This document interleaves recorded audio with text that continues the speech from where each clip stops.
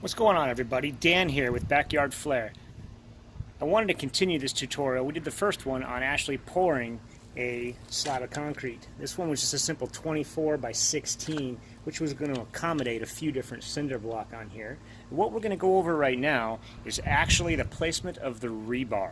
Now, the rebar actually goes inside a cinder block right in the middle of a void, and by doing that you are going to strengthen that structure when you pour concrete into the voids after you finish your block work.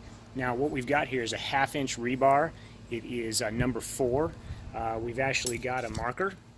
Marker's just going to mark the placement on the concrete slab where we're going to do our drill holes. We've got ourselves a tape measure, and we've got ourselves a hammer drill. Now, that hammer drill, in conjunction with the 1/2 inch masonry bit, is going to work really nice, penetrating that slab. Even if you have a really hard slab, some concrete's easier.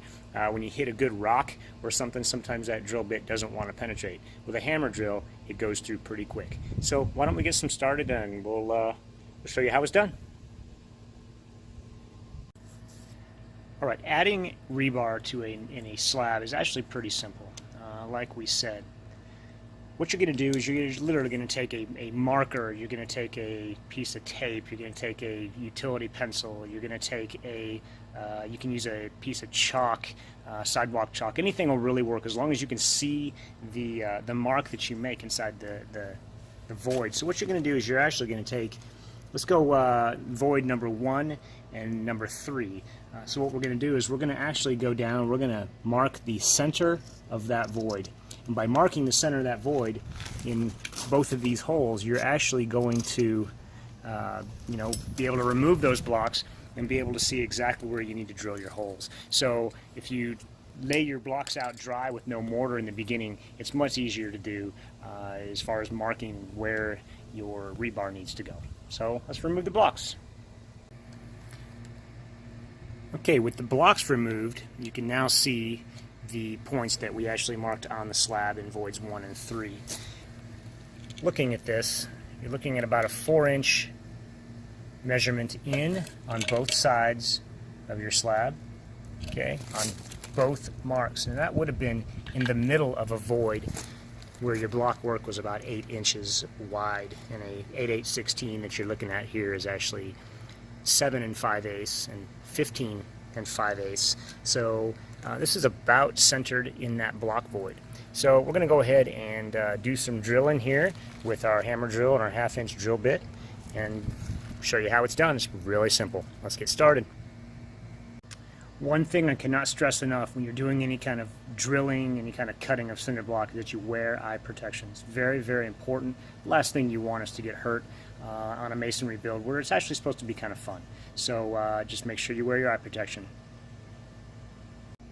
Okay, so we've got our DeWalt hammer drill. We got it set to about 16 out of 22 as far as the strength of the hammer portion of the drill. So we're going to go get started. Make sure that when you drill, that you are actually drilling straight down, that you don't have any kind of an angle, because you want your rebar to be facing directly up and not at any kind of a tilt.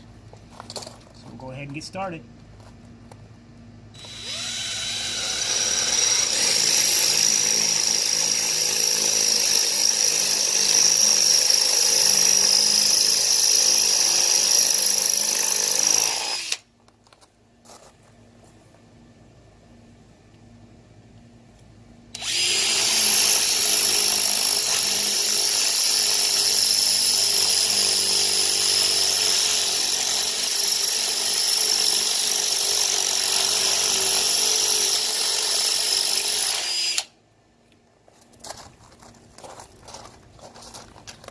Alright, that was 2 holes, and that was pretty darn quick.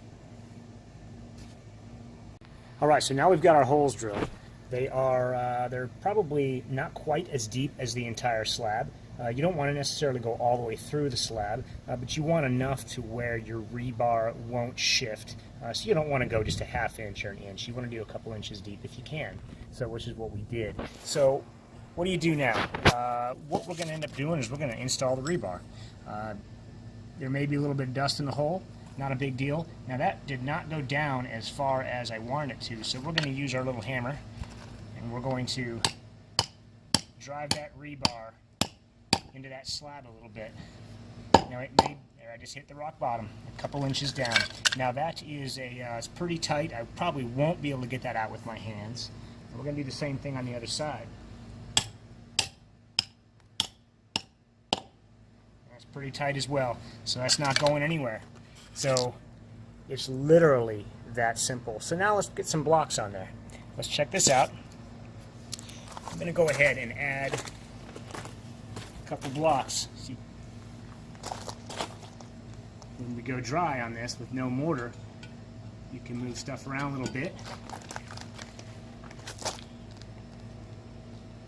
You're going to want to give yourself the 3/8 inch mortar gap, which is going to be right here. This is not quite 3/8, but it's close. So what you've got now is you've got a structure that's ready for mortaring. And when you fill these cores with cement, you're going to have a very, very strong structure, specifically when you start to stack your blocks. Now understand, these rebar sections are only 1 foot. Your rebar sections in a structure are going to be 3, 4, 5 feet tall. That's just normal. You know, you can use smaller sections and extend those as you build, but it's not necessary.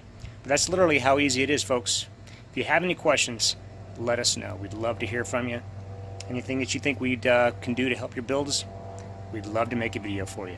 Thank you so much, and we'll talk to you later. Bye-bye.